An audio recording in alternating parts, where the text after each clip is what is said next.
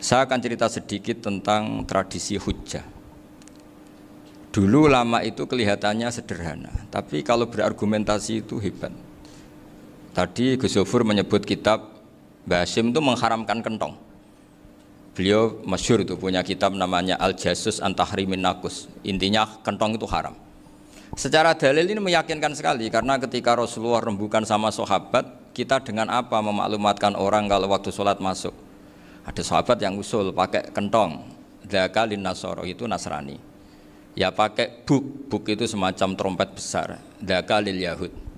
Kemudian ada yang usul kalau gitu api ya Rasulullah, dzaka lil majus. Sehingga dari hadis itu Mbah Hasyim berpikir kentong itu haram. Tapi Mbah Fakih Mas Kumambang itu mengkritik Mbah Hasyim dengan ngarang kitab Hazur Ru'us an Tahrimin Nakus. Jadi beliau ngomentari kitab itu sambil geleng-geleng kepala. Kitab kok keliru nganti ngono itu. Jadi cara pikirannya siapa Ki Fakih. Kentong di Indonesia itu kanggo wedhus dicolong gitu. Pos kampling gitu. Kalau ada banjiran ya kentong, ada maling ya kentong. Jadi enggak ada persamaan sama sekali dengan kentong yang milik orang apa? Nasrani. Sehingga di pondok saya itu ada kentong tapi jelek sekali. Karena itu satu-satunya cara supaya beda dengan kentong yang di gereja. Kalau elek kan mirip kentong di pos kampling. Itu ya agak-agak ilmiah sedikit. Dulu ceritanya Gus Zofur itu saya teruskan. Itu singkat cerita, itu kalau yang di kejadian di Termas itu Mbah Dimyati sudah nyuruh semua kentong disembunyikan karena mau ada Mbah Hasyim. Cerita itu mukarrar di Kiai Fakih sama di Kiai Dimyati Termas. Setelah kentong dikumpulkan semua, Mbah Hasyim datang, senang, ngiranya Syekh Dimyati ini sependapat dengan beliau, yaitu sama-sama enggak ada kentong. Tapi setelah itu ada santri yang matur, Mbah Dim pun beres kentong pun kula delikno sedanten. Itu di depan Mbah Hasyim. Jadi GR-nya Mbah Hasyim bahwa Mbah Dim itu sependapat akhirnya hilang. Ternyata ini akal-akalan toh gitu. Karena santrinya matur, Mbah Dim pun beres sedanten kentong beduk sudah disingkirkan. Itu di depan Mbah Hasyim. Saking lugunya santri, nah saking ikhlasnya agak ngerti mahalus syahid ini adalah Mbah Hasyim. Saya mau meneruskan cerita Gus Zofur. Dulu Mbah Mun ngaji di Lirboyo, tapi Kiai Makhrus ngaji sama Kiai Khalil Harun. Kiai Khalil Harun itu adik juga sekaligus muridnya Mbah Umar Harun. Mbah Umar Harun itu generasi kedua setelah Mbah Ghazali. Beliau menantunya Mbah Ghazali, tapi ya sudah ponaan. Sehingga tradisi ini penting karena saya berkali-kali bilang di mana-mana.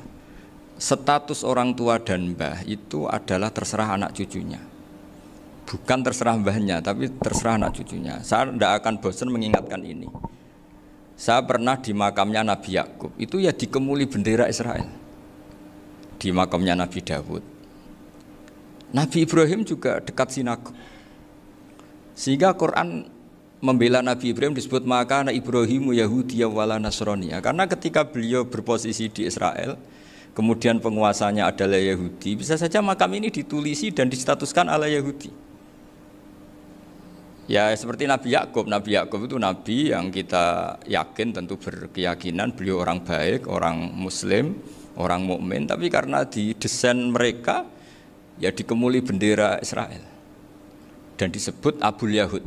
Karena kita tahu nama lain dari anaknya Nabi Yakub adalah Yahuda bin Yakub bin Ishak bin Ibrahim. Sehingga perasaannya orang Yahudi menjadi Yahudi itu yang ngikuti mbah-mbahnya. Nah khawatir saya ketika buyut-buyut kita kaya. Buyut saya itu orang kaya dulu, namanya Badur Rahman.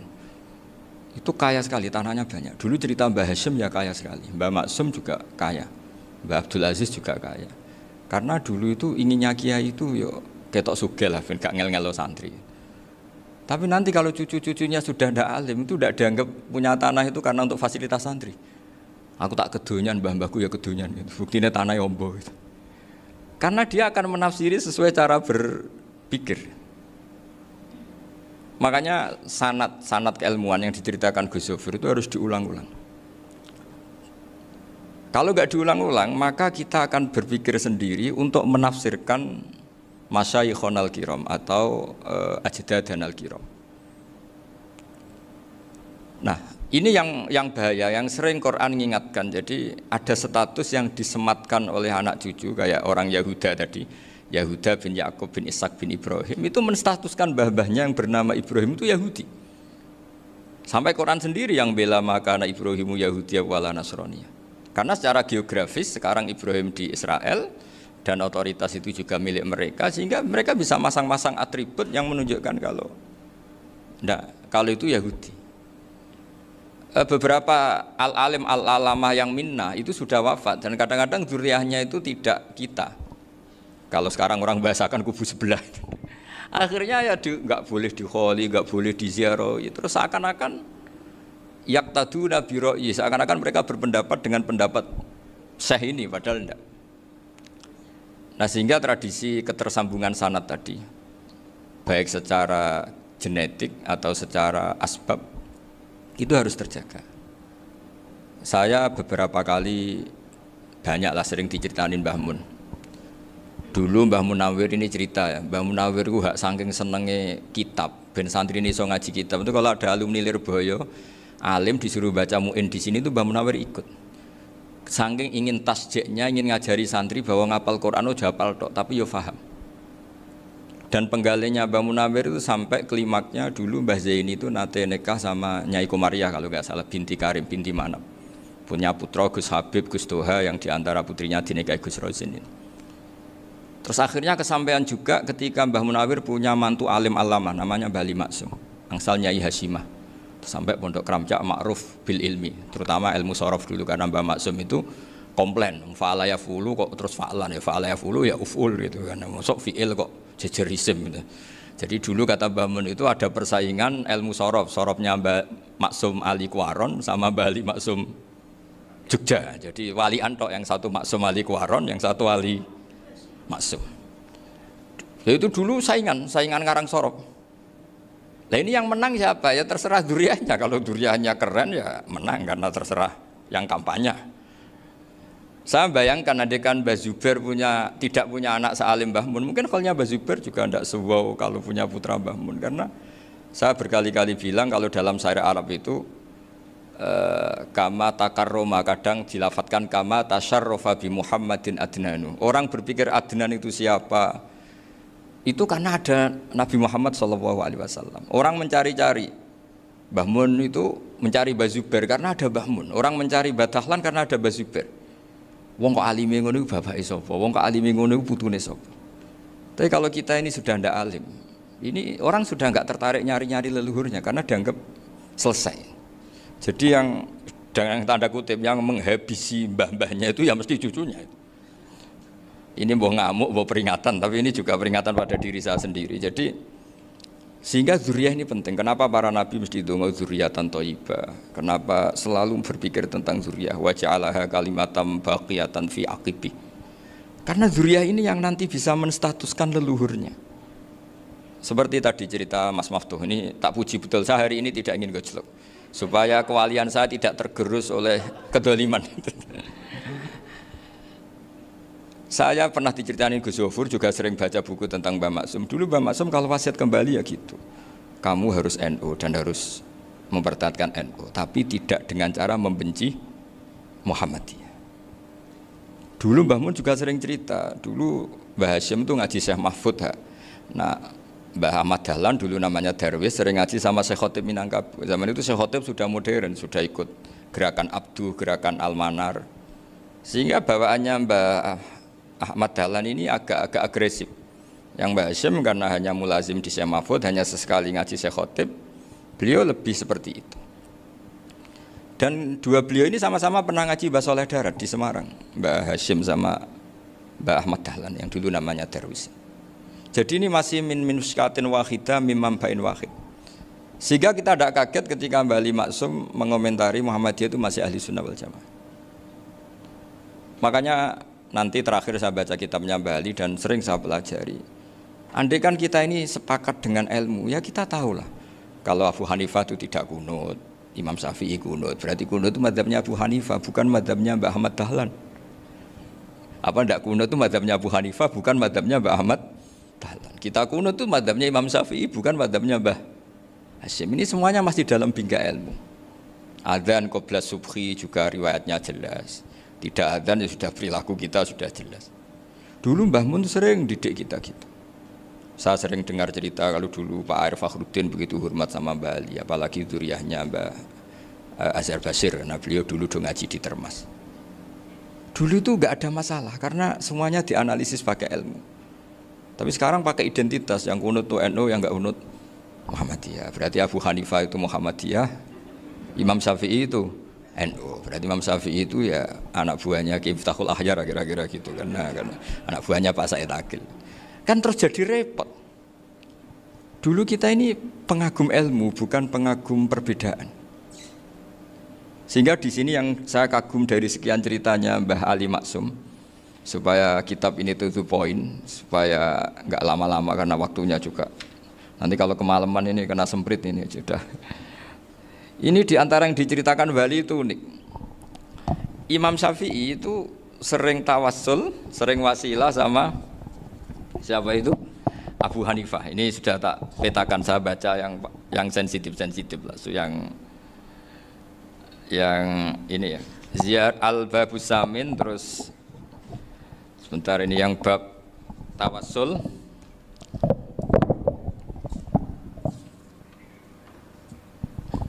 Ini di sini halaman 90, mungkin santri-santri kerap ya bisa ngecek lagi di kitab Hujjatul Ahli Sunnah. Ketika cerita tawassul, di antara yang diceritakan Mbah Ali Maksum adalah perilaku ya, bukan sekedar statement tapi apa? Perilaku. Perilakunya Imam Syafi'i atau ahwalnya kalau bahasa halusnya, yang selalu ke makamnya Abu Hanifah untuk tawassul. Padahal Imam Syafi'i itu orang yang secara ilmu sering kritik Abu Hanifah. Jadi ini saya baca ini di halaman 100, jadi tawassul mulai halaman 9 berapa ini sampai halaman ini yang qala sami'tu Syafi'iyya yaqul inni la atabarraku bi Abi Hanifah wa aji'u ila qabri fi kulli yaumin zairan fa idza uridat li hajatun shallaitu rak'atain, halaman 100, waji'tu wa sa'altu wa ta'ala al hajat indahu fama tab'udu anni hatta tuqda. Kanal Imam Syafi'i ayyama huwa bi Baghdad yatawassalu bil Imam Abi Hanifah yaji'u ila dorihi fayusallimu alaihi wa yatawassalu ila Allah bihi fi qada'i hajati. Terus wa yatawassalu Imam Ahmad bi Imamina Syafi'i. Jadi di antara yang diceritakan Mbah Ali Maksum itu betapa Imam Syafi'i yang terkenal sering mengkritik Abu Hanifah dalam tatanan fikih karena beliau tidak percaya ada istihsan. Abu Hanifah berpendapat adanya istihsan, dan kita tahu lah ikhtilafu Syafi'i wa Abu Hanifah itu besar sekali. Tapi beliau itu tahu Abu Hanifah itu orang yang sangat soleh. Abu Hanifah itu kalau ketemu sama orang yang utang beliau itu yang lari bukan yang utang Abu Hanifah, karena takut orangnya itu izin.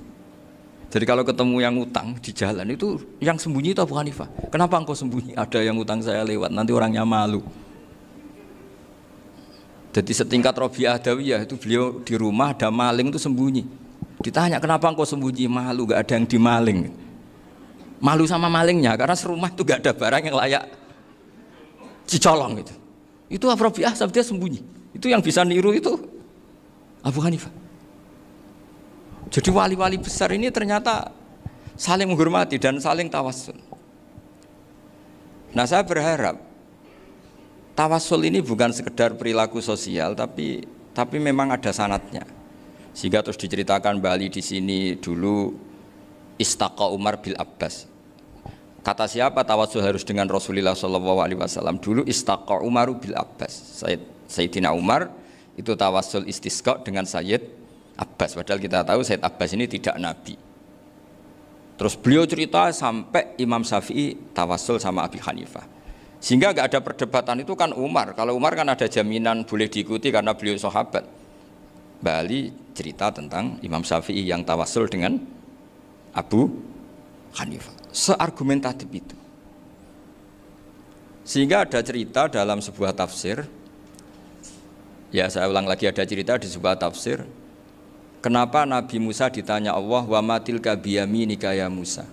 Ma'ana wa ta'ala a'lam, tentu Allah sangat tahu yang dibawa Musa itu apa. Karena Allah tahu Nabi Musa itu grogi. Orang dipanggil Wali Maksum pasti grogi, santri dipanggil Mbah Mun pasti grogi. Kenangan saya setiap dipanggil Mbah Mun ya mesti tanya, yang ringan-ringan, wis sarapan ya. Arung sarapan ya sarapan. Pas sarapan ya kan tanduk mangan sing enak, wong santri ora tau mangan enak. Ya enggak pernah ngomong yang penting, ngendikan yang penting. Nah, karena Nabi Musa ini grogi, ini sebagian tafsir. Itu ditanya yang ringan, "Sake iku nggawa apa?" Karena pertanyaannya ringan, Nabi Musa juga ringan. Ya Nabi Musa itu sampai lali, itu pangeran sing ya'lamu sirra wa akhfa. Diterangno. Niki tongkat Gusti. Gunane kathah Gusti tongkat iki. Qala ya asaya atawakkau 'alaiha wa ahusyu biha 'ala ghanami wa liya fiha ma'arifu ukhra. Oh, tongkat Gusti niki penting Gusti. Nggih nak.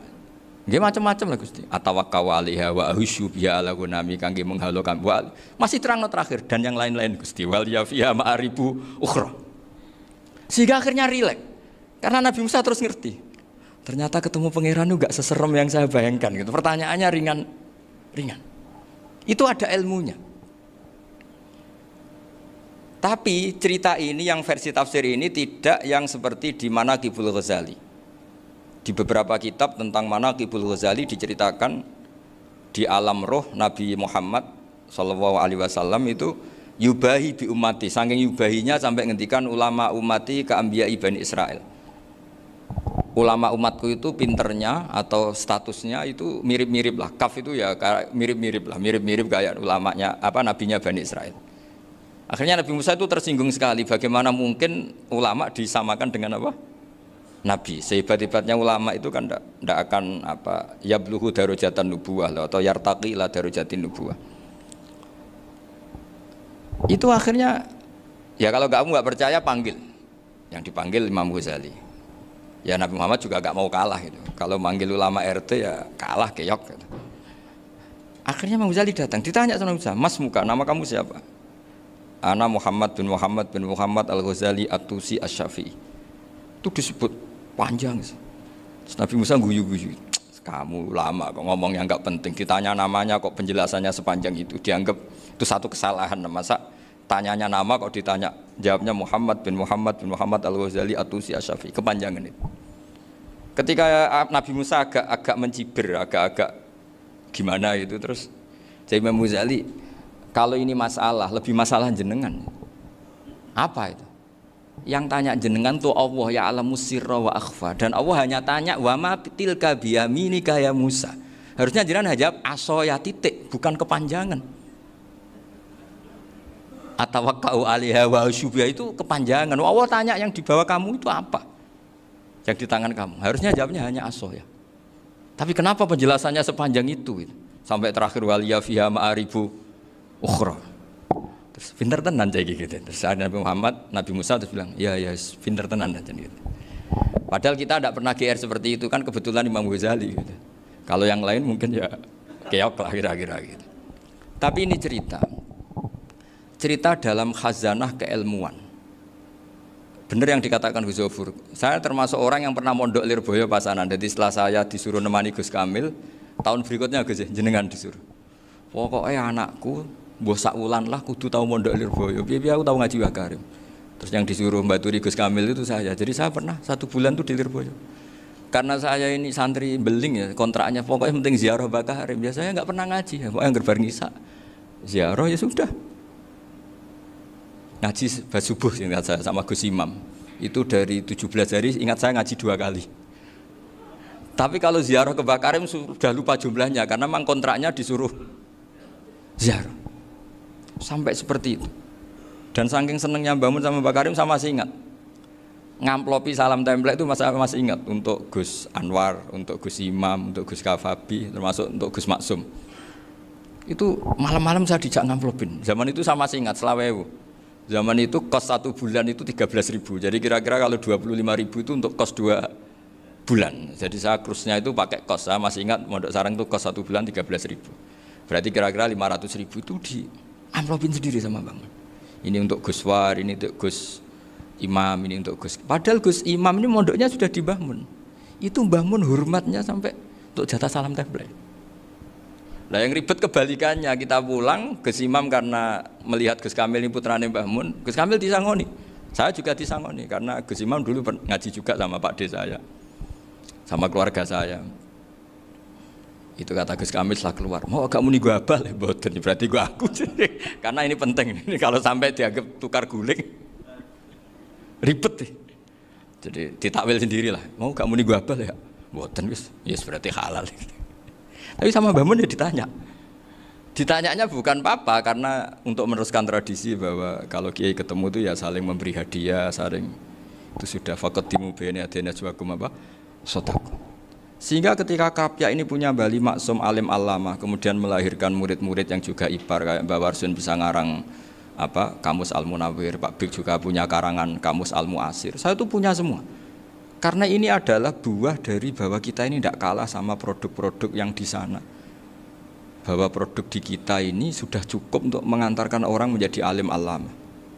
Dulu Mbak Zubair ke Mekah ya sudah alim alama. Gus Zufur ke Al Azhar sudah alim semua. Teman-teman kita ke Mekah itu sudah alim semua. Padahal produk mondoknya ya tadi mau digojlok kiai ini, terus mangkel be keamanan biasanya itu. Biasanya musuh besar pondok itu keamanan. Jadi ya bukan berarti gojlok ibunya Gus Maftuh enggak. Biasanya keamanan itu musuhnya apa? Banyak. Itu tradisi keilmuan itu harus dijaga dengan hujjah dan dengan tadwin, dengan pembukuan. Saya punya sekian cerita ya, misalnya dulu kita mungkin iskal itu janggal. Kenapa sih orang Islam tukaran sama orang Islam itu? Sehingga di antara doa Nabi yang enggak dikabulkan Allah, enggak boleh dikabulkan sama Allah enggak boleh, bukan berarti enggak mustajab. Redaksinya famana aniha, memang enggak boleh. Redaksinya bukan falam yastajib lahu tapi famana aniha. Di Al-Marrah As-Salisa ini Nabi dilarang, yaitu melarang umat Islam itu jangan sampai tukaran sama umat Islam sendiri. Itu kata Allah, ya tidak bisa kata Allah, kalau itu tidak saya kabulkan. Itu dulu guru-guru kita nyontohkan sederhana. Kira-kira kalau saya tukaran wek Gus Zofuru, Mbah Mun luwih ikhlas dibanding ditukari wong liya. Nek ana kakak ditabuk adik, wong tua luwih ikhlas dibanding ditabuk tangga. Barokahnya membaca kita lebih mentoleransi. Kalau ada Mbah Hashim dikritik Mbah Fakih Mas Kumambang, kita ikhlas itu. Tidak dikritik guru PAUD, itu kan. Atau dikritik orang-orang yang nggak bisa ngaji. Artinya ternyata keliru kita bilang kiai kok tukaran. Justru bagus kiai tukaran dibanding kiai dikritik guru PAUD atau dikritik orang-orang yang nggak bisa baca kitab. Akhirnya barokahnya baca kita menjadi tahu. Dulu Mbah Mun sering cerita, ini masih cerita silsilah ya. Jadi Mbah Ali Maksum tadi kita tahu di antara guru besarnya Mbah Ali Maksum tentu Mbah Mahfud Termas. Beliau adalah adik dari Kiai Mahfud Termas. Mbah Dimyati ini adik Kiai Mahfud Termas.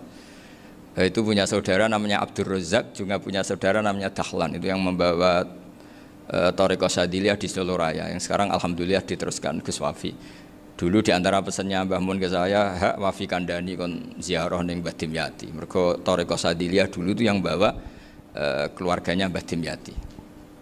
Jadi semuanya ini masih dzurriyyatan ba'duha min ba'd. Nah pesan saya karena tadi Mbah Munawwir yang termasuk orang pertama yang bawa Quran, bawa qiraah sab'ah. Kenapa saya bilang termasuk? Karena kalau bilang paling yang pertama ini nanti butuh data. Dan itu agak kerepotan lah. Tapi yang jelas mimman istahara lah. Mimman istahara yang membawa sab'ah ke sini itu adalah Mbah Munawwir. Terus beliau ngajarkan diantaranya ke Mbak Arwani, pakai kitab Satibi, pakai kitab Nazmus Satibi. Terus Nazmus Satibi itu diteruskan oleh Mbak Arwani, ditulis. Yang nulis dulu Mbah Dola Salam. Bapak saya itu murid Mbah Dola. Dulu Mbah Dola sebelum ke Mbak Arwani ngaji sama Ki Said di Sampang. Bapak saya sebelum ngaji di Mbah Dola sudah hafal Quran lewat buyut saya sendiri namanya Ki Zubaidi. Yang Ki Zubaidi akhirnya jadi menantunya Mbah Ahmad Su'eb. Jadi buyut saya kandung ini namanya Sofia, itu angsal keluarga Lasem, yang adiknya Sofia ini punya adik Badiah yang jadi ibunya Ki Sahal. Terus Ki Sahal punya Mbak Yu namanya Muzayanah, punya di garwa Ki Mansur punya anak Gus Qayyum. Jadi dulu ibu saya, ibunya Gus Sofur, ibunya Pak Maftuh itu semuanya di Lasem. Karena saya dari keluarga Gen ya Lasem, dari keluarga sanad guru ya Lasem. Tapi Lasem Bahdawi itu dulu ngajinya di Mbah Umar Harun di Sarang. Mbah Umar Harun ini menangi Sayyid Ahmad Zaini Dahlan. Sayyid Zaini Ahmad Zaini Dahlan ini punya cucu keempat yang hidup di Sedan, terus makamnya di Lasem, namanya Habib Haidar, itu yang nulis biografinya Mbah Maksum. Mbah Maksum bukan Bali, biografinya Mbah Maksum. Itu ditulis oleh Habib Haidar, namanya Haidar bin Hasan bin Sodaqoh bin Ahmad Zaini Tahlan. Nah, Habib Haidar ini menantunya Sayyid Hamzah Sato. Hamzah Sato itu Hamzah bin Abdullah bin Umar, itu kakaknya Sayyid Abi Bakar Sato, Sohibul I'anah. Nah, Sayyid Umar ini yang dulu ngajari mbahnya Mbah Mun namanya Ahmad bin Su'aib. Nah, di antara ajarannya adalah baca kitab-kitab kecil yang bisa dihafal. Dibawalah ke sarang jadi metode muhafadzah.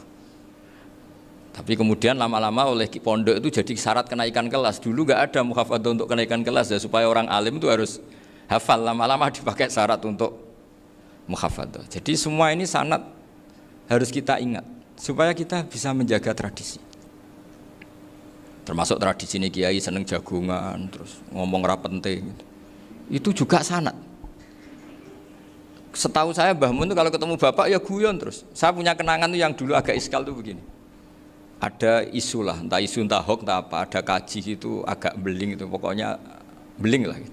Seneng siapa itu, rondo lah apa. Pokoknya beling gitu. Ketika Mbah Mun dilaporin tamu kalau kaji itu beling sama rondo itu. Mbah Mun tanyanya lucu. Lho ayu no cung. Wahyu banget Mbah. Wahyu. Itu bapak juga bakas ayu nih. Dulu saya sekali ini kiai kok bakas wong ayu, bakas budine barang lah kira-kira gitu.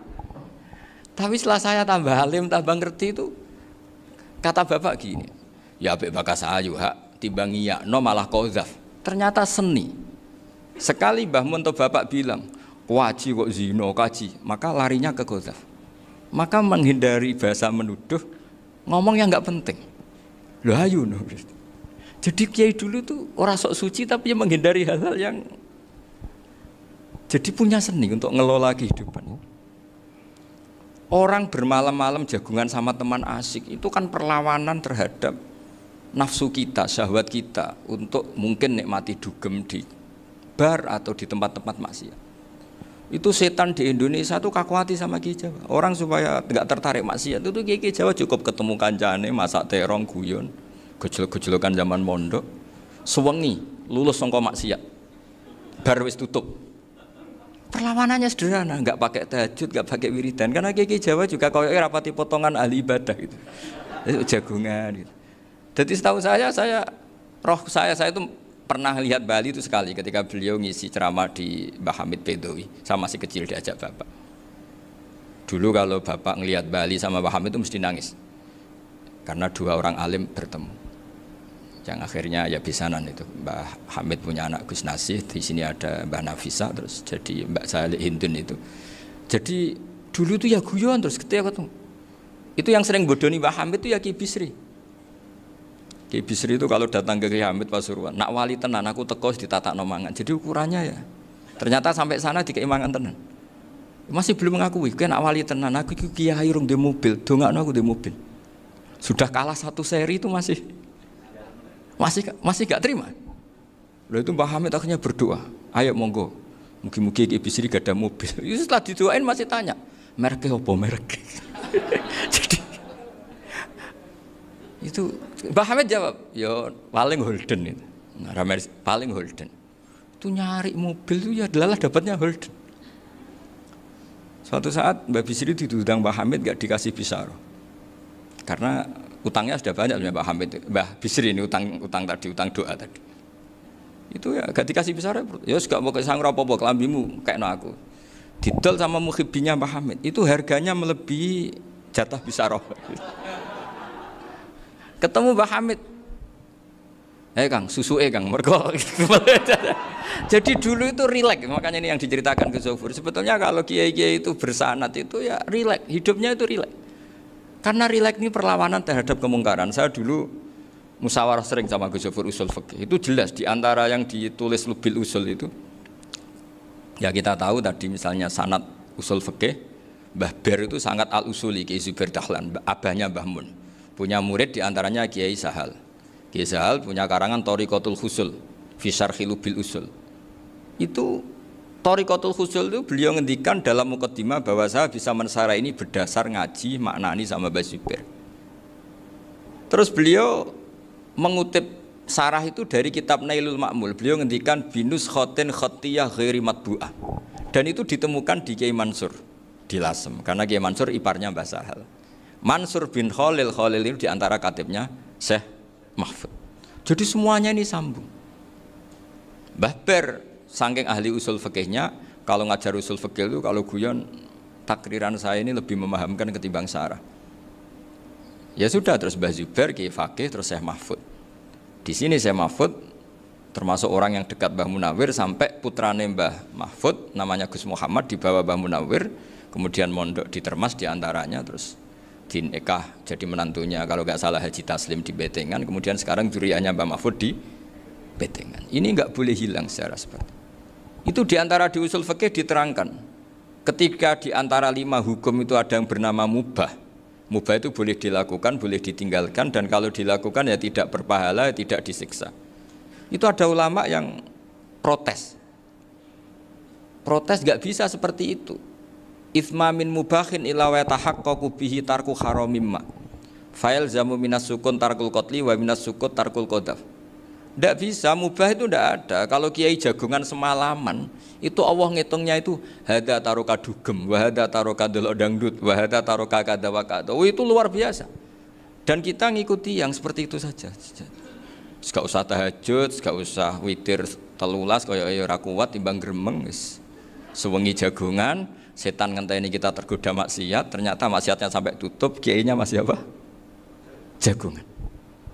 Jadi jagongan saja ada ilmunya bahwa itu perlawanan terhadap tarkul ma'asi. Sehingga bagaimana Anda katakan mubah ini mubah, toh gunanya adalah tarkul haram. Meskipun efek mubah juga bisa tarkul wajib, wae bojo blonjo turu. Ya kan, wae ngrumat ibuke turu. Itu halal wajib. Jadi mubah itu resikonya ya bisa tarkul wajib, bisa tarkul haram. Sehingga kalau sanad ini terjaga secara baik, secara kultur, saya sering juga sakuan sama Gus Yofur, itu mesti tak niati gitu. Jagungan wong alim kuwi ibadah, dan menikmati ibadah adalah dakbul auliya wa dakbul ulama. Kata Imam Ghazali, pada akhirnya waqud buhadatin al istilzat bil mubahat. Kata Imam Ghazali, pada akhirnya qutbu hadatin, madaru hadatin, pokok dari agama ini adalah melawan kemaksiatan dengan kita menikmati al-istidzat bimubah. Kita menikmati sesuatu yang dibolehkan Allah Subhanahu wa taala. Dan seperti ini itu bisa qasmu dhuhri syaitan, bisa menghancurkan punggungnya setan. Karena kalau melawan setan dengan ibadah ini kadang kita capek selain isra potongan. Tapi nak kangkang ning komplek H gitu jagungan mbek kancane, ngenang mlarate, mbok ngenang ora sekolah, ra munggah kenangan. Sing ra munggah diarani istiqomah. Gitu kan. Diarani tulus zaman, kok sing munggah dianggap kesusu. Saya ini punya pondok Quran, kalau ada yang hafal 3 tahun mesti digojol kancane. Gak apik kesusu itu. Kesusu itu mesti tidak barokah karena tergesa-gesa apa? Hatam. Sehingga yang enggak hatam-hatam itu kayak partai mayoritas. Ini yang partai tulis zaman katanya. Ahlus sabri katanya. Akhirnya di pondok gara-gara itu mau guyon, tapi enggak ada stigmasi yang enggak naik. Di Pondok Sarang itu saya punya temen itu banyak yang sak kelas dengan saya, sak kelas sama Gus Kamil, akhirnya sak kelas dengan Gus Sofur. Padahal saya ini kakak kelas. Saya temannya, Gus Kamil temannya Gus Sofur. Ini anak ini nggak pernah naik, itu nggak dinyek, nggak dicibir di pondok. Karena guyonan tadi, guyonan bahwa ini bagian dari bentuk apa? Istiqomah. Nanti yang goblok juga tenang. Karena kiainya cerita, kadang santri goblok ya barokah. Di sini pondok akeh santri ora tau sinau ning omah dadi kiai gede. Selalu kiainya tuh cerita seperti itu. Akhirnya sing goblok ya bangga dengan kegoblokannya. Iya, jadi kiai itu orang yang meskipun guyon ini barokahnya Masya Allah. Dan setahu saya kiai-kiai alim itu ya senengannya guyon, karena tadi guyon itu luar biasa. Bapak saya itu kalau pesan sama saya itu enak ngaji wis guyon nice. Wong ning omah mikir utang, mikir wedi bojo macam-macam, kok ngaji kok jak nangis pisan, nangis ping pindho gitu. Sudah jak guyon ae. Paling gak lali. Dan beliau punya dalil kul bi fadlillah bi rahmati fa bidzalika falyafrah. Jadi jangan sampai orang ini farah bil maksiat, jangan sampai orang itu. Dan ini yang saya kenang dari sekian cerita murid Bali. Mbah Ali Maksum ya senangane guyon. Gojol-gojolkan mbek santri guyon. Ini saya maklumatkan ke semua santri beliau bahwa ini bukan sekedar guyon, tapi al-istilzat bil mubahat. Ini adalah perlawanan terhadap setan karena banyak orang bisa senang tuh kalau nunggu maksiat. Ini bisa senang dengan sesuatu yang tidak maksiat. Itu kayak apa hebatnya? Makanya Nabi itu kalau ketemu sahabat ya sering ngendikan yang ringan-ringan. Ya Umar ma'afalan duher jong mana piye ije. Kalau ketemu anak kecil ya. Nanti ketemu yang tua-tua yang sudah nggak bisa mikir ya tetap cerita-cerita. Saya mohon sekali murid-murid kerap ya. Jangan hanya ngaji fikih. Kalau hanya ngaji fikih itu posisi Abu Hanifah itu seakan-akan nyuwun sewu orang yang sangat tidak ahli hadis. Karena beliau di situ kelihatan kalah sekali dengan Imam Syafi'i. Apalagi di perdebatannya Muhammad bin Hasan Asy-Syaibani dengan Imam Syafi'i itu kelihatan sekali betapa Abu Hanifah itu orang yang nyuwun sewu ditinggalkan dalam ilmu hadis. Sampai beliau hanya dapat gelar min ulama ahli ra'yi, termasuk ulama yang kuat logikanya. Juga harus baca kitab-kitab seperti ini. Ternyata di balik Imam Syafi'i mukhalif pada beliau di bab-bab fikih, perilakunya sangat hormat. Sampai beliau tuh kalau tawassul ke kuburannya Abu Hanifah. Dan beliau ngendikan an-nasu fil fiqhi iyalun ala Abu Hanifah. Semua orang yang ahli fikih itu masih anak buahnya Abu Hanifah. Saya berkali-kali cerita, mazhab Syafi'i itu alatut tadhir hanya dua, yaitu alma wa turab. Abu Hanifah nambahi wanar. Alasannya Abu Hanifah orang mukmin yang dosanya banyak itu dibakar di neraka, dan alasannya Allah litadhirihim, untuk mensucikan mereka. Sehingga pikirannya Abu Hanifah an-nar itu min alatit tadhir. Apa yang terjadi ketika bata itu batu bata yang dibakar, di situ campur teletong, campur apa-apa, itu kalau sudah mazhab Abu Hanifah selesai, sudah suci. Karena sudah ngelewatin pembakaran. Meskipun kita tidak akan kalau kehilangan air terus wudhu dengan api, bisa bunyak semua itu. Tapi apapun itu menjadi solusi. Sehingga saya punya kitab namanya Ikhtilafu Malik, Ikhtilafu Malik wa Abu Hanifah atau Ikhtilafu Syafi'i ma Abu Hanifah. Itu kelihatan sekali kalau Abu Hanifah itu nyuruh saya posisinya kalah. Karena yang ngarang orang-orang Syafi'i. Tapi kalau melihat kitab-kitab kewalian, misalnya di kitab Mizan Kubro, ini juga sering disebut kisah itu Mbak Ali Maksum tentang Imam Sa'roni. Berkali-kali beliau mengutip Mizan Kubro. Itu Abu Hanifah adalah orang yang sangat mukasyafah. Artinya ketika Nabi cerita air wudhu itu menjatuhkan dosa, tidak ada air wudhu yang jatuh ke kamu kecuali saat itu juga dosa kamu jatuh. Itu beliau datang ke Madharota Kufah. Kemudian beliau bilang sama si orang tua tadi, tub anizina. Orangnya terus bilang atubu minazina. Ada lagi pemuda datang dibilangin tub an ukuki walideka. Terus bilang tub tu an ukuki walidaya. Sampai yang terakhir ada tub an simai alatilahwi atau an samai alatilahwi. Terus tub tu an samai. Ketika orang itu ditanya, kenapa engkau begitu tahu dosanya apa? Saya tahu air wudhu ini menjatuhkan apa. Jadi kira-kira kalau zina mungkin ya batang babi lah. Kalau hanya sekedar melihat bak-bak mungkin ya curut atau tikus lah kira-kira gitu. Nak dulu sediluk ya mungkin ya tikus cilik gitu. Nak dulu suwi ya tikus werok itu atau apalah. Pokoknya beliau itu tahu. Tapi anehnya Abu Hanifah apa? Setelah itu dia nangis minta mukasafahnya ditutup. Ya Allah, saya ini mukasafah kok malah menjadi tahu sawatil mukmin. Padahal aturan syariat jenengan man satara musliman satarahu, bahwa enggak baik melihat jeleknya orang mukmin. Minta ditutup. Makanya saya ini bangga ada mukasafah. Makom yang kita sampai sekarang itu makom setelah Abu Hanifah mukasafah. Jadi Abu Hanifah repot-repot mukasafah, minta makomnya ditutup tidak menjadi mukasafah. Dan alhamdulillah kita sudah tidak mukasafah sebelum minta ditutup. Jadi kita ini keren.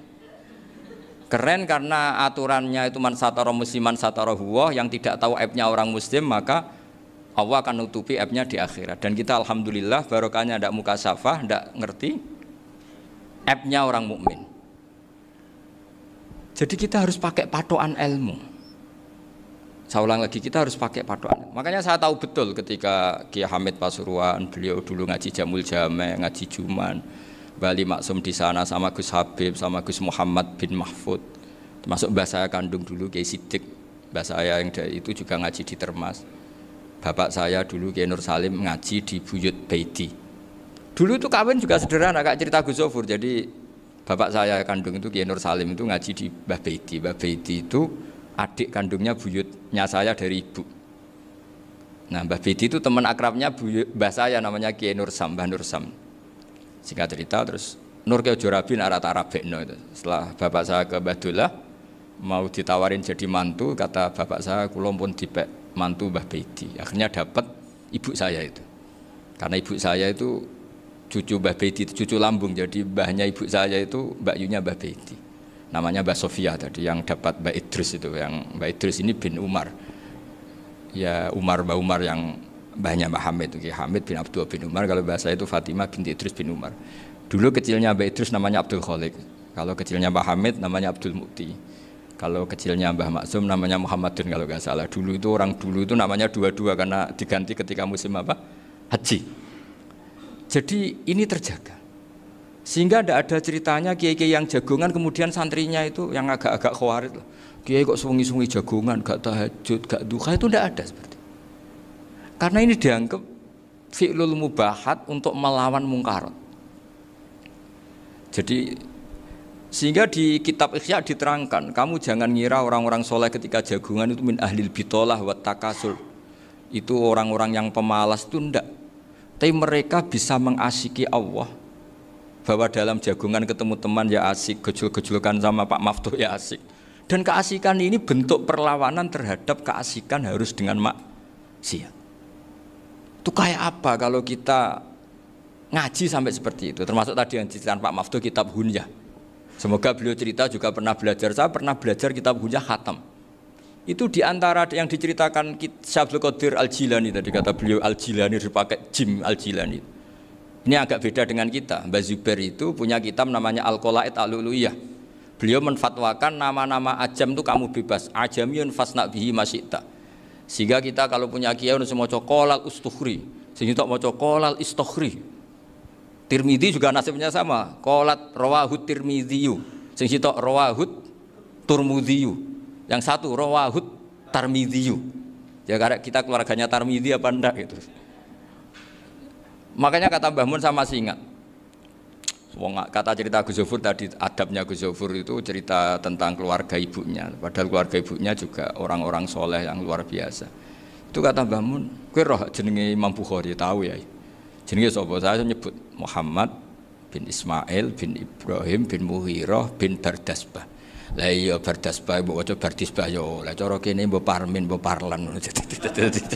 Jadi Bardisbah mbok Bardasbah iku cara kene yo Parmin mbok. Iku rak Mbah Fadl Senori dadi kabeh diwaca Arab. Jenenge Mbah Umar Harun. Dhisik yo wong sarang Mbah Harun mbah Kirun yo ora roh wong dhisik yo wong kuno ya. Jadi kalau versi Mbah Fadl, termasuk yang pertama bikin nasab Mbah Maksum itu tulisannya Mbah Fadl yang dikutip Habib Haidar tadi. Ya saya seperti Gus Zofur juga mencari-cari hubungan ulama-ulama di Jawa. Itu Mbah Mun itu kalau bicara mbahku orang sing jenenge Kiai Serut. Kalau ditulisannya Mbah Fadl itu Sarof. Jadi Mbah Fadl itu fanatik orang-orang alim itu ditulis Arab, kalau Mbah Mun itu Jawa. Dulu tuh ada wali seto di daerah saya. Dulu orang ya janggal, ternyata ada sato itu, kesamaan di Arabnya itu sato. Sehingga kiai-kiai itu ada fanatik Tirmidzi, Turmudi, Tarmidi, Jilani, Jailani karena ajamiyun fasna bihi masyita. Jadi kalau nama-nama ajam semonggo lah baca sekenanya sementing. Cuma mungkin tahqiqnya benar Pak Maftuh tadi. Memang di Mu'jamul Buldan itu Al-Jilani bikasri jim ya sudah kita baca Al-Jilani. Sebab itu kayak Pondok Pelosok Lirboyo itu menurut saya bagus. Orang itu maknani betul sama gurunya. Kalau sarang enggak. Kalau Pondok Lirboyo, pondok yang tadi ternyata keluarga Mbah Munawir sini pernah bisanan yaitu Mbah Zaini pernah nikah sama Nyai Komariah ya kalau enggak salah, punya putra Gus Habib ya, Pak Toha dan sebagainya. Itu betapa hubungan pondok Quran sama pondok kitab dulu itu enggak pernah terputus. Bapak saya selapal Quran itu dulu ngaji Mbah Zubair. Jadi bapak saya sering ngutip mu'en apa, padahal bapak saya itu terkenal tuh, beliau cita-citanya itu saya ingin hafal Quran kayak hafal Fatihah. Beliau itu sampai sepulahnya sekali. Karena beliau inginnya hafal Quran kayak hafal Fatihah. Termasuk murid terbaiknya Mbah Dullah bapak saya. Itu ya ngaji kitab. Sehingga kata Mbah Mun, jadi Mbah Munawir de mantu Bali Maksum, itu ya sudah dipenggali. Sudah dipenggali dituruti pangeran. Lahirlah seorang Bali Maksum yang membawa. Tadi dulu itu ya Gus Muhammad yang ngaji di Termas, nanti Mbak Arwani sebelum ngaji di sini ngaji di Tebuireng. Sehingga Mbak Arwani bisa ngarang kitab. Beliau ngarang kitab tentang Sab'ah. Faidul Barokat namanya. Ya nulisnya ya fasih ya. Saya punya tulisan tangannya Mbak Arwani itu banyak.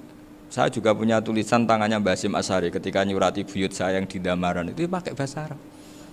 Jadi dulu itu Mbah Ali Maksum juga sama, surat-suratannya dulu sama tokoh-tokoh Muhammadiyah ya bahasa Arab. Nah ini harus kita dengar dari abna, dari bahwa Mbah Maksum kemarin yang diceritakan Gus Zafur di Khol Mbah Maksum, kue kudu belo NU, kudu tetap NU, tapi bukan dengan cara membenci Muhammadiyah. Tadi Pak Maftuh menguatkan sanad itu dari Pak Atabik bahwa Muhammadiyah termasuk ahli sunnah wal jamaah karena sama-sama tidak sabus sahabat, sama-sama ikramus sahabat dan sama-sama bermadhab. Nah soal akhirnya ada beberapa yang rapati seneng ngaji, ini yang agak ribet. Tapi kamu tidak usah ngeritik Muhammadiyah agak seneng ngaji, kayaknya juga sama, kita enggak seneng ngaji juga banyak itu. Jadi kalau ngeritiknya masalah itu kan kita ya agak-agak sama. Ya jadi ternyata di sini, terus ini yang terakhir supaya enggak lama-lama, Bali juga punya sisi keras sekali. Jadi dalam hal-hal yang khas ini di halaman 87 itu keras sekali. Beliau ngendikan wahal bi jununun hatta usdira amri lil mu'minin alla yazuru rasulahum. Jadi ketika saya tadi sudah bilang bahwa beliau sering muji Ibnu Taimiyah dalam banyak hal, tapi dalam banyak hal juga beliau mengkritik Ibnu Taimiyah ketika menafsirkan la tusaddur rihal illa ila salasati masajid. Kemudian Ibnu Taimiyah tidak mentasrekkan, tidak mensunatkan ziarah kubur Rasulullah SAW. Beliau mengkritik. Dan cara mengkritik adalah ngendikan ulaikal ladzina yuriduna ayyahulu bainahu sallallahu alaihi wasallam wa baina ummatihi fi nakhiyatin. Itu adalah orang-orang yang ingin membuat batas antara Nabi dan umatnya. Saya termasuk terinspirasi makalah Bali ini adalah bagaimana Anda mengkafirkan orang Islam berdasar qala Rasulullah sallallahu alaihi wasallam. Wan nabiyyu asyaddun nasi syafaqatan li ummati. Wan nabiyyu akhrasun nas, orang yang paling serius supaya umatnya ini selamat. Kemudian Anda dengan hadisnya Nabi mentafrik bainahu wa baina ummati berdasar dawuh Kanjeng Nabi. Itu cek mentalani. Makanya saya itu enggak pernah keras di bab ini. Misalnya nyuruh saya ada santri sarang yang nakal. Itu saya tidak berani komentar karena saya tahu Mbah Mun itu sangat mencintai santrinya meskipun yang nakal. Saya melihat sendiri bukan jari ada santri yang secara pelaturan pondok itu diboyong karena nakal. Itu Mbah Mun ngendikan begini. Ya cung yo ke diboyong itu cara aturan pondok. Nah aturannya pangeran ngger kowe tobat dadi wong apik ya dadi wong saleh. Ya kowe kudu tetep sering rene, kowe tetep santriku dunya akhirat. Soal pondok ya ben ana aturan, ben pancen kowe nakal nemen ya diboyong, tapi kowe tetep wong apik. Jadi karena kita tidak mungkin mentafrik bainahu wa baina talamidhi. Kita tidak mungkin mentafrik baina nabi wa baina ummati karena nabi adalah apa? Asyaddun nasi syafaqatan li ummati. Sampai saking sayangnya nabi itu ngendikan syafaati li ahlil kabair min ummati. Lho koyo apa baiknya nabi? Ora melok nakal, ora melok maksiat, tapi melok nanggung swargane. Iku waktu gali sampean wis kowe utang gak apa-apa, bangkrut gak apa-apa, sing nyaur bapak. Gua sampean ngono top tenan. Anake yo ngawur tenan maksudnya itu, tapi top tenan. Lah nabi ku umate sing dosa iku umate, nabi sing nyuwun sewu, cara Jawane sing kangelan nyafaati. Karena nabi gak boleh dipisahkan dengan umatnya. Makanya kata Mbah Ali Maksum, ulaikal ladzina yuriduna ayyahulu bainan nabi wa baina ummati. Itu mereka adalah orang yang ingin memisahkan nabi dengan umatnya. Masa kita ngafirkan umatnya nabi berdasar dawuh nabi? Itu kan sama, saya benci santri Anwar berdasar dawuh Mbah Mun, padahal orang tahu semua begitu sayangnya Mbah Mun terhadap santrinya. Sama juga kamu benci santrinya Mbah Ali Maksum berdasar dawuh Mbah Ali, padahal beliau sangat mencintai santrinya. Nah kultur-kultur seperti ini tidak boleh hilang. Kita punya sanad, punya guru, punya keluarga yang sama. Jadi mbah-mbah saya itu orang Tuban, dekat sama posisi Ibrahim Asmorokonti tadi yang diceritakan. Jadi di kampung saya, kampungnya bapak saya itu ada makomnya Siti Syariah, itu mbak kandungnya Sunan Bonang. Dan bapak dulu sering ngajarin ziarah saya ke Mbak Asy'ari. Mbak Asy'ari itu bin Jumadil Kubro, berarti Mbak Asy'ari itu saudaranya Mbak Ibrahim Asmorokonti, gurunya Sunan Bonang. Jadi Sunan Bonang ke Tuban tuh karena disuruh ngaji sama Mbak Asy'ari, Mudin Asy'ari itu yang di Bejagung itu. Jadi ini semua sanatnya itu jelas, aturannya jelas. Kan Sunan Bonang bin Ampel bin Ibrahim Asmorokonti bin Jumadil Kubro. Lah yang Mbak Asy'ari ini adiknya Ibrahim Asmorokonti, makomnya di Bejagung di Tuban.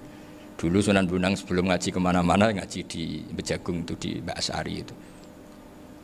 Terus kemudian Sunan Bonang hidup di Lasem, di Pasujudan di Lasem. Makanya Lasem banyak orang alim karena ya dulu Sunan Bonang itu di antara aktivitasnya itu di Pasujudan di Lasem itu. Wafatnya kila di Bonang, kemudian mau dibawa orang Madura ke Madura, terus diambil Mbak Asari, pernah mbahnya karena Muammar Mbak Asari, terus dimakamkan di Bonang. Jadi cara berpikir Mbah Ali ini menginspirasi saya. Kita tidak boleh mengkafirkan umatnya Nabi berdasar dawuh Nabi. Karena apa? Itu yang tidak diinginkan Nabi. Nabi itu inginnya yang di luar itu masuk, bukan yang sudah di dalam dikeluarkan. Itu kata beliau, ulaikal ladzina yuriduna ayyahulu bainan nabiyyi wa baina ummati. Orang-orang yang tidak mentasrek ziarah pada Nabi adalah orang-orang yang ingin memisahkan Nabi dengan. Dan begitu kias berikutnya, orang-orang yang sidik-sidik muni ini kafir, ini sudah enggak benar, inilah yurja khairuhu. Itu orang-orang yang memisahkan. Dan lucunya berdasar dawuh Nabi. Makanya semua kalau sampai ngaji Mizan Kubro, ini kitab yang sering dikutip Bali Maksum. Ketika Nabi ngintikan laisa minna man ghasyana, laisa minna man latamal hudud wa syaqqal juyub bada'a bid'awal jahiliyah. Laisa minna min tilkal khoslah. Semua ulama mentafsiri laisa minna fi tilkal khoslah, bahwa dalam hal itu Islam tidak bertanggung jawab. Masa menipu berdasar dibolehkan Islam kan tidak mungkin. Semua perilaku yang salah disebut Nabi laisa minna fi tilkal khoslah, bukan laisa minna fayakunu huwa kafirun. Tidak ada satu ulama yang mengatakan laisa minna berarti orang ini kalau menipu sudah kafir. Ketika dosa ya sak dunya kafir kabeh. Siapa enggak pernah menipu? Sekedar pernah. Siapa enggak sering menipu bahkan? Hobi kadang ya rezekinya dari nipu. Lah itu kalau betul maknanya laisa minna terus kafir, semua orang di dunia kafir. Karena siapa sih yang selain Nabi yang enggak, selain Nabi kan enggak mungkin apa? Maksum. Belum lagi menurut teori usul fikih ada nipu yang wajib. Ya kan, misalnya kita orang baik ketemu orang dolim yang memburu perempuan mau diperkosa terus bersembunyi, yang kita tahu, kita wajib nipu apa wajib jujur? Ketika orang dolim tanya, perempuan tadi kemana? Wajib nipu apa wajib jujur? Wajib nipu, karena kalau kita jujur berarti memberi peluang orang dolim menemukan buruannya. Jadi betapa alimnya. Dan ketika kitab Mizan Sa'roni dipakai Bali, dipakai Mbah Mun, saya pernah ngaji Mbah Mun, terus kita tahu maknanya laisa minna fi tilkal khoslah. Sehingga kita tidak mengatakan laisa minna dengan terjemahan letterlek tidak termasuk umatku. Kita tidak akan menambahi fakta frek fayakunu kafiran, tidak akan selamanya. Karena maknanya laisa minna fi tilkal khoslah. Kenapa kita selalu begitu? Karena enggak mungkin kita memisahkan umatnya Nabi dengan Kanjeng Nabi berdasar dawuh Kanjeng Nabi. Karena Nabi adalah berstatus bil mu'minina raufur rahim. Ya terus ini mohon maaf sekali ini yang saya bisa